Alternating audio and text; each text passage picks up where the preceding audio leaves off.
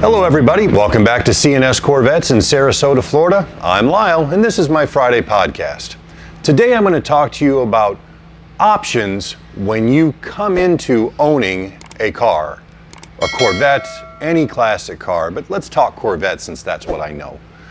You've inherited it. It got a great deal from your neighbor on it. Whatever state of disrepair or neglect that car is in, you have three choices of what to do with that car. Today we're going to talk about option number one. Option number one is you have an emotional investment in this car. This car was Uncle Frank's car, and you used to go for rides with Uncle Frank when you were a kid, and you have great memories and you love the car. Awesome.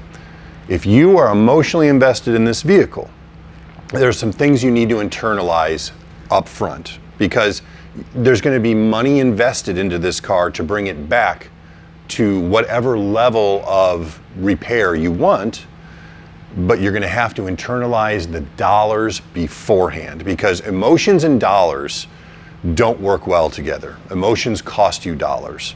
So if you have a car that you absolutely need to bring back from the dead, it's been sitting in a garage for 10 years, all four tires are flat, gas is bad, weather strips cracked, paint's garbage, blah, blah, blah, blah, but you love this car. Unless you can do the work yourself on weekends and on evenings, you're going to be paying somebody somewhere between $50 and $150 an hour to bring this car back. First thing you need to do is make sure that it runs, starts, stops, and cools. Everybody wants to do emblems and paint. I have never in 22 years had a car come in on a rollback because the paint was ugly, because the seats were torn, or because the emblems were a little wonky. Do the first things first. Make sure to make it run, start, stop, and cool. At that point, you pause. You look at where you are at, money-wise, versus value of the car. Now I promise you, even just making it start, stop, run, and cool, you may have already exceeded the value of that car if it's an 84 Corvette or a 86 Corvette or a rough 78. If you want to proceed from there, this is where you have to have a very serious talk with yourself about how much more than the value of this vehicle am I willing to invest to retain these memories that I treasure, okay?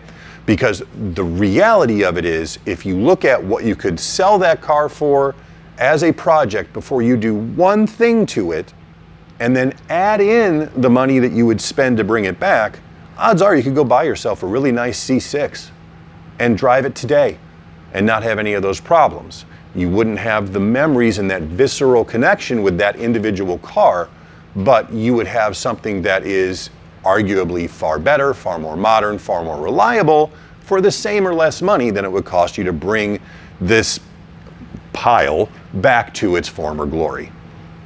So now next week, we're going to talk about option number two when you come into ownership of a car or a Corvette that needs help.